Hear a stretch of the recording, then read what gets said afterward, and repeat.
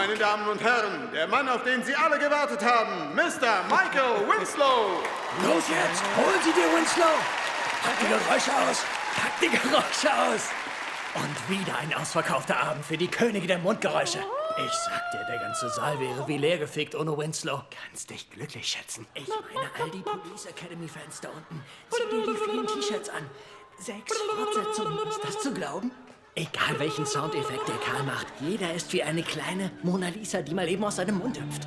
Hast du je hören dürfen, wie er den Spaziergang im Herbst über frisches Laub macht, während er einen Apfel verspeist?